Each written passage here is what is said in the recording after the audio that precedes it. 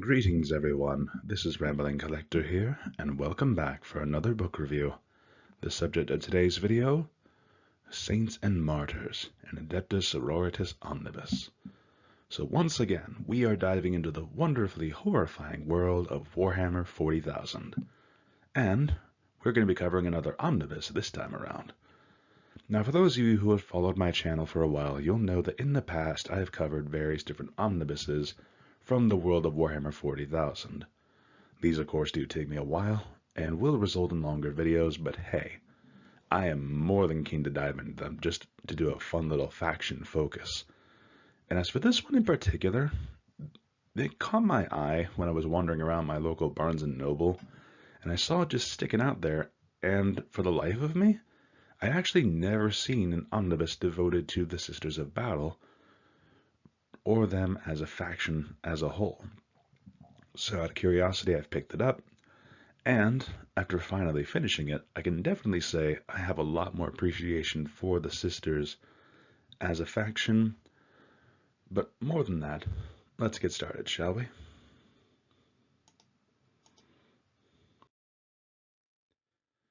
So first and foremost, this collection provided an interesting look into the Adeptus Sororitas and more of their well-known characters, including the likes of Saint Celestine, Ephrael Stern, and even Saint Catherine, something that offers a great opening for those who are new to the faction, like myself. And for context, when it comes to the Sisters, I knew of them, I knew who they were, but I essentially went under the premise of them just being simple nuns with guns, as is the common joke within the fans of 40k. But until reading this collection, I never truly knew about them, because up until recently my primary experience had been between two separate short stories out of smaller short story collections that had focused on them, as well as their Spotlight comic miniseries from Marvel that was released back in 2021. But now, if anything, this collection truly helps to highlight the humanity of the Sisters, showing how despite their immense faith within the God Emperor, they are still human at the end of the day, with all the upsides and downsides that come with it. And yet, despite that, they still hold tightly to their belief. For as all things in 40k, faith is the greatest driving force for many of the folks within this horrifying universe, because at the end of the day, that's all they wind up having to cling to. With everything being as awful as it is, what is a greater driving force than faith itself? But for the Sisters, this is magnified tenfold, and it really is shown here with their little short stories, whereas in, of course, highlighting their primary characters, them being the Saints. Now, as I go further on in the video, I'm going to cover at least two of the stories that really stuck out to me and made me want to just drop everything I was doing throughout the day and just continue to read, because they gripped me so tightly. But overall, this collection was really, really good, and I feel like it really made me appreciate the Sisters more over time. And those are just my overall thoughts on this collection. Let's keep moving, shall we? So, the first one of this collection I want to bring the spotlight to is Celestine the Living Saint by Andy Clark. And this one shows the story of the most famous of the saints, Saint Celestine, in her journey through the various tides of the warp itself to aid the exhausted forces of the Astra Militarum and the Sisters of Battle on a taken enemy world, reigniting their faith in the Emperor with her very presence and power. Now, Celestine's name is one that is truly tossed around quite a bit, especially in the more recent 40k lore, but that's mainly because she's one of the bigger spotlight characters for 40k, and especially the Sisters, both on the tabletop and within the lore. She is that saint, the one who is the most iconic of the bunch and the one who really stands out, because whenever she shows up, it's either going to be a very good time for the Imperium and a very bad time for demons, or it just shows how dire the situation has become, that the God Emperor has to interfere by sending one of his saints to help.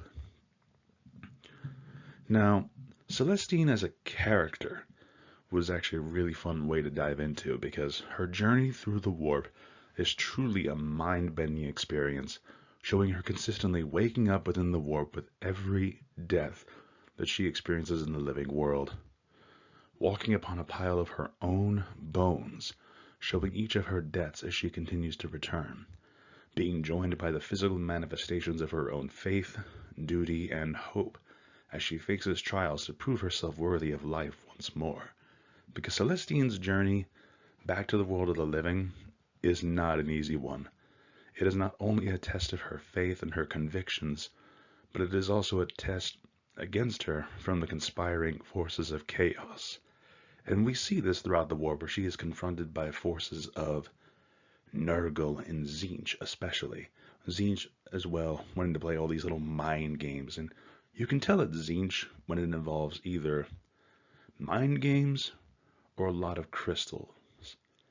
For whatever reason, Tzeentch is a whole thing of converting planets to crystal, and that is one of the main things that Celestine finds on her journey through the warp.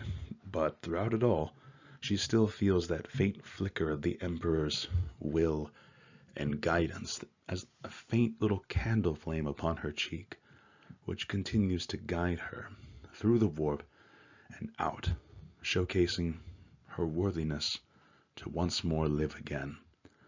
And at the end of the story, it shows her waking up within the warp again, meaning that she has died so many continuous times and continues to endure this, only to continue to be a religious icon and savior for the various people who believe in her, from her sisters to the Astra Militarum, all of whom follow her with that religious fervor that she inspires. And Celestine as a character was really fun to see.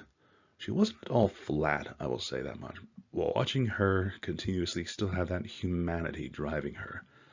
Seeing her have those moments where she is wavering, thinking of just how tired she has felt, how many times now she has come back, lived again, died, and has repeated the same cycle over and over and over again. And how tempting it would be to just lie down and let it all end. But despite it all, she still has the hope for a better tomorrow that drives her forward. And that alone itself was inspiring. I found myself gripped as I was reading this. Andy Clark is a fantastic writer, really tugging at the heartstrings quite a bit, in my opinion. But now, let's flip the tables a little bit. For now, we're going to be talking about Ephrael Stern, the Heretic Saint, by David Annandale. Now I bet you're wondering, how does this apply? How can someone be a saint, but also a heretic? And Ephrael Stern apparently is a very old character, from what I understand. She was given a spotlight around the early 2000s, if I remember correctly. Now, she actually had her own little spotlight comic series that dove into her character, but from what I understand, this novel was only released fairly recently, and really gives the spotlight back to her as a character and develops her even further from what was already known. And not gonna lie to you, I never knew anything even about her, outside of a small joke from the web series If the Emperor Had a Text-to-Speech Device, where she pops up very briefly and then just disappears again. She's like a one-and-done joke. But here, it really does showcase her as a character, and it switches the tone to a convicted sister seeking atonement for what she believes to be an unforgivable taint upon her soul of being a psyker, thinking the Emperor lost due to the influence of the Great Rift, and reading through her journey to not only rekindle that faith, as well as embracing her true nature whilst fighting against the word bearers and other chaos horrors. It made for some amazing reading and immersion. And I say this quite a bit, but David Annandale also really did a good job of just highlighting more of the epicness of their combat, between the sisters and the word bearers, truly showcasing the two rival faiths clashing against one another. And most of all, it's rather ironic, because this book did a spectacular job at showcasing the bitter rivalry and wars of faith between the sisters and word bearers, truly showing how much they are two sides of the same coin. And this is further showcased and ironic by the fact that originally the word bearers were the first ones to be worshipping the God Emperor way back when, during the days of the Horus Heresy and the Great Crusade. The word bearers were the first ones to be worshipping the Emperor, and they were scorned for it. But now, here they are, now fighting against others who do believe in the God Emperor, but now they serve the Chaos Gods. It's a cold sense of irony that at one point or another, if the sisters had met the word bearers of old of the Great Crusade, I can only imagine just how much these two would have enjoyed fighting side by side with one another. How much it would have been a boon to Lorgar's soul to see others following just as faithfully as he and his sons did before being scorned by his father. So many things would be interesting to see. But it's a bit of a sad touch here. But overall, it does make for some really interesting reading to see these two rival faiths clashing against one another, and just how much they can warp reality itself with their faith. Because the word bearers, of course, they have access to chaos, and thus can just change the world around them with the powers of their faith and, of course, a touch of dark sorcery. Now, the sisters have none of that. They only have their sheer, raw faith and determination to drive them forward. But, of course, faith always has a power within the world of 40k, and Ephrael Stern is a great example of that, because it is revealed that she is not herself a psyker, but rather that she contains the accumulated knowledge of thousands of sisters and all of their souls within her, all of their knowledge and years of experience and faith that continues to give her the power that she wields, which has allowed her to single-handedly, with the help of one Eldar Harlequin, to scour planets clean of the unfaithful and render them purged and untainted for the God Emperor. But Ephrael was always someone who had that immense doubt within her, not only for the fact that she had believed herself to be tainted, but the strained relationship with her sisters. And that was another fun moment, watching that strained relationship with her sisters be mended over the course of the story, watching as their initial fear and distrust of her melted away into respect, and in some cases belief in her as a saint of the Emperor, which she herself would not hear because she believed herself unworthy of the title.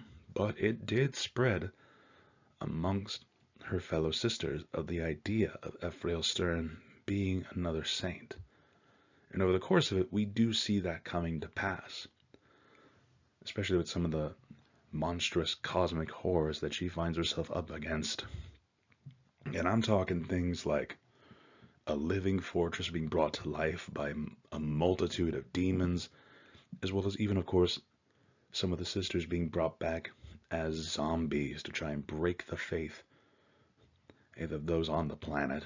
And that alone painted some horrifying ideas, but the writing was so good in writing that, captivating that fear, that despair, as well as just the heartbreak of having to fight their former sisters who have been cut down and their bodies used as puppets by an evil force.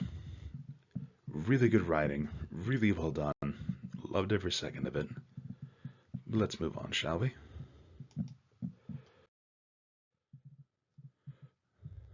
So, bit of a random thought here, but this in particular is why I love the omnibuses of 40k, because let's face the facts, there are hundreds and hundreds of novels for this franchise alone, ranging from the 1990s to the early 2000s to the 2010s, and of course the 2020s. Each of them varying differently depending on the type type of lore that was going on, the different parts of the setting that had been advanced. But overall, this is why I love omnibuses, because it really allows you to gather this small little collection of stories focusing on one particular faction and testing their flavor a little bit, seeing how much you like them. Or if you are a devoted fan of that faction, it really allows you to just dive into more books that you never would have thought existed, because until then, you'd think there's only like maybe one, maybe two, unless you're doing a deep dive, which, let's face it, not a lot of folks are willing to do. But stuff like this, where it highlights a rarer faction like the Sisters of Battle, who, in my opinion, deserve a lot more of the spotlight after reading this. I want to see more of their characters. I want to read more of their stories, in my personal opinion. And I believe that there are quite a few other ones, but not as many as you would think. Now, granted, they do have quite a few new character novels with Ephrael Stern, Saint Celestine, and of course Saint Catherine, but that's just the saints. We don't really see too many that are focused just on the sisters, at least as far as I know. There are, of course, various short stories, as well as a few other novels like Faith and Fire, which I might be looking for at some point. But overall, this was a fantastic little introduction to the Sisters of Battle for me, and now I can appreciate them more as a faction. Will I be painting an army of them? Absolutely not. Let's face it, I don't really invest too much into the tabletop side of Warhammer, just because that one there is a black hole of money. I know that it's going to be gone for good, and I've had to really put a cap on myself because of major minis and all of their limited model releases that are just super cool and you would never find anywhere else. But seeing how my pile of unfinished work has, well, gotten higher, I've had to put a cap on myself for that. But even then, I don't see myself making an army of sisters. But overall, I can still appreciate them as a faction.